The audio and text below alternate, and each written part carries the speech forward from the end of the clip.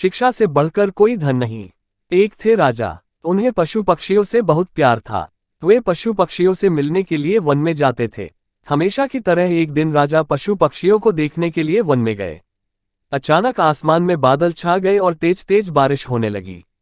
बारिश होने के कारण उन्हें ठीक से कुछ दिखाई नहीं दे रहा था। राजा रास्ता भटक गए। रास्ता ढूंढते ढूंढते किसी तरह राजा जंगल के किनारे पहुंच ही गए। भूख प्यास और थकान से बेचैन राजा एक बड़े से पेड़ के नीचे बैठ गए। तभी राजा को उधर से आते हुए 3 लड़के दिखाई दिए। राजा ने उन्हें प्यार से अपने पास बुलाया और लड़कों, यहाँ आओ, मेरी बात सुनो। तीनों लड़के हंसते खेलते राजा के पास आ गए। तब राजा बोले, मुझे बहुत भूख और प्यास लगी है, क्या मुझे भोजन और पानी मिल सकता है? लड़के बोले, पास में ही हमारा घर है, हम अभी जाकर आपके लिए भोजन और पानी लेकर आते हैं, आप बस थोड़ा सा इंतजार कीजिए। तीनों लड़के दौड़कर गए और राजा के लिए भोजन और पानी ले आए। फिर राजा बालकों के व्यवहार से बहुत खुश हुए और बोले, प्यारे लड़के, तुमने मेरी भूख और प्यास मिटाई है। मैं तुम तीनों लड़कों को इनाम के रूप में कुछ देना चाहता हूँ। बताओ तुम लड़कों, तुम लोगों को क्या चाहिए? फिर थोड़ी देर सोचने के बाद एक लड़का बोला, महाराज, क्या आप मुझे एक बड़ा सा बंगला और गाड़ी दे सकते हैं? राजा बोले, हाँ हाँ, क्यों नहीं, अगर तुम्हें यही चाहिए तो जरूर मिलेगा। अब तो लड़का फूले न समाया। दूसरा लड़का भी उछलते हुए बोला, मैं बहुत गरीब हूँ, मुझे धन चाहिए जिससे मैं भी अच्छा अच्छा खा सकूं, अच्छे अच्छे कपड़े पहन सकूं और खूब मस्ती कर सकूं। राजा मुस्कुराकर बोले, ठीक है बेटा, मैं तुम्हें बहुत सारा धन दूंगा।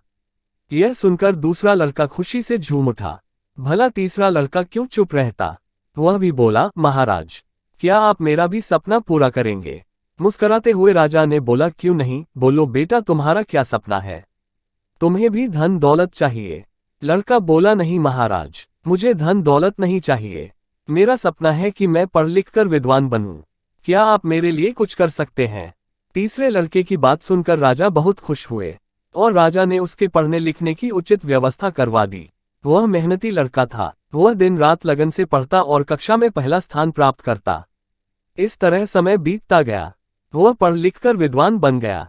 राजा ने उसे राज्य का मंत्री बना दिया। बुद्धिमान होने के कारण सभी लोग उसका आदर सम्मान करने लगे। उधर जिस लड़के ने राजा से बंगला और गाड़ी मांगी थी, अचानक बाढ़ आने से उसका सब कुछ पानी में बह गया। दूसरा लड़का भी धन मिलने के बाद कोई काम नहीं करता था, बस दिन भर फिजूल खर्च करके धन को उड़ता और मौज मस्ती करता था। लेकिन रखा हुआ धन भला कब तक चलता? एक समय आया कि उसका सारा धन समाप्त हो गया, वह फिर से गरीब हो गया। दोनों लड़के उदास होकर अपने मित्र यानी मंत्री से मिलने राजा के दरबार में गए।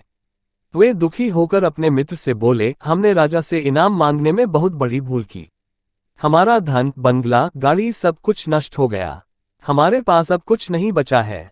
मित्र ने समझाते हुए कहा, किसी के भी पास धन दौलत हमेशा नहीं रहता, धन तो आता जाता रहता है, सिर्फ शिक्षा है जो हमेशा हमारे पास रहती है। धन से नहीं बल्कि शिक्षा से ही हम धनवान बनते हैं। दोनों लड़कों को अपनी गलती पर बहुत पछतावा हुआ।